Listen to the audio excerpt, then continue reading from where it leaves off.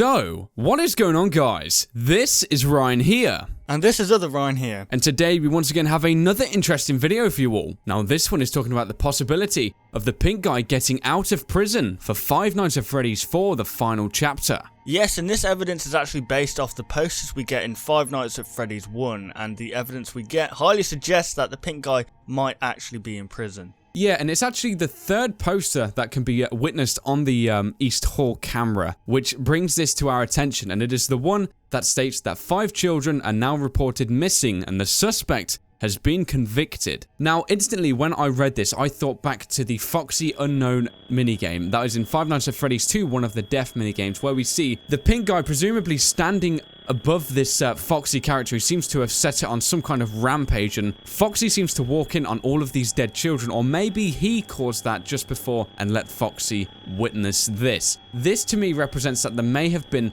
2 different sets of murders, and there's a couple of bits of evidence now which will hint towards the pink guy being the one who got incarcerated rather than the purple guy. Because as we know, in Five Nights at Freddy's 2, I believe Five Nights at Freddy's 2 is actually set after Freddy Fazbear's Pizza. Yes. I believe it's the grand reopening, isn't it? Yes, it is. It says my day at the new Freddy Fazbear's Pizza. Yeah, and this guy must, for killing children, he must get at least, 10 to 15 years, maybe? Yeah, at least, yeah.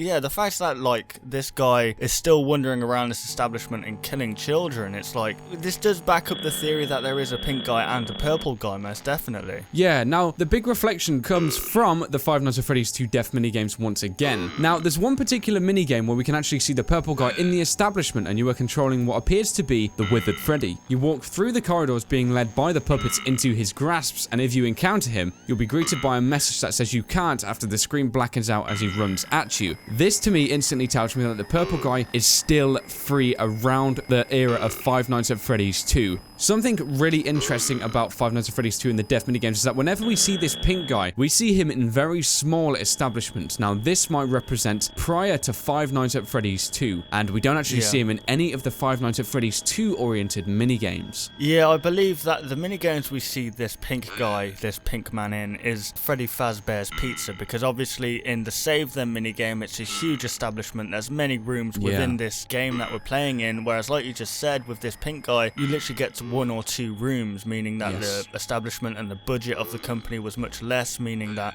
it was before Five Nights at Freddy's 2. Yeah, exactly.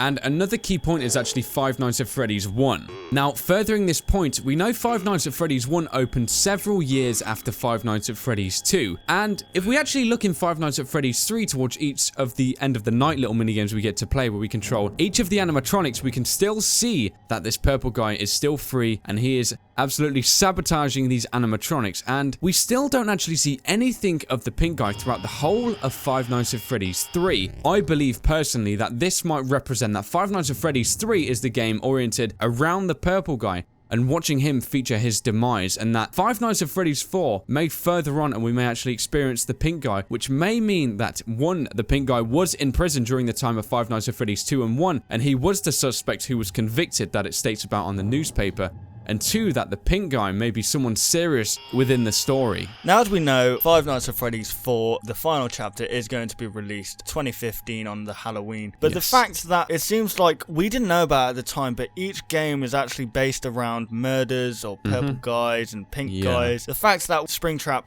the purple man, is demised and we're now getting a new game, this highly suggests that this pink guy may actually come back for his reckoning, his revenge maybe. I agree, because you have to think about it from this standpoint. A lot of people are saying that the purple guy is the pink guy or vice versa, but it doesn't make sense. Why would there be this 4th game coming along if there is no one else left for us to really see die or reach the demise, or there's not really much of a plot line left for the game to continue? Because if the purple guy was the pink guy, that would make Five Nights at Freddy's 4 next to pointless, wouldn't it? Pretty much, As FNAF 3 would have pretty much summarized everything in the event very well. So it makes me almost definitely believe that FNAF 4 is going to be dedicated towards towards the pink guy getting out of the prison, and maybe that's why these guys are built so dangerous. Maybe after all that time inside of the prison, inside the confinement of a small wall, his day of reckoning, as Ryan said, is coming again, and he's here to cause havoc to absolutely everybody, and especially us, the security guard. Yeah, it's going to be great. And who knows, maybe these nightmare animatronics were actually like the nightmares of this pink guy, you know, being incarcerated for many years and, you know, left with just your thoughts on what you've done. Maybe he was just dreaming about these animatronics, and maybe that stirred up a lot more hate for him because he suffered psychologically because of these animatronics. Well, you also have to think that he probably was a psychopath to commit all these murders in this fashion, so he most likely sees things differently, and maybe the whole nightmare branding is this like psychopathic trait. That's why he wants to induce on the world. You know, nightmares are always this subconscious thing we experience, and we never truly experience them in our conscious. Maybe that's what the pink guy wants to bring to light and bring the true suffering to everyone else. Yeah, quite possibly. So there we have it, guys. There's once again another interesting video for you all to have a think about. Hopefully you did enjoy the topic discussed within this one, and be sure to comment down below any of your thoughts. Yes, and if you guys did enjoy this video, be sure to leave a like rating down below, and if you're new to this channel, why not subscribe for theories like this and also some gameplay. So thank you very much for watching the video, guys,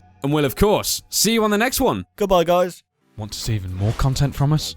Consider liking and subscribing to ensure you'll see all content in the foreseeable future. And hey, why not check out our past 2 videos?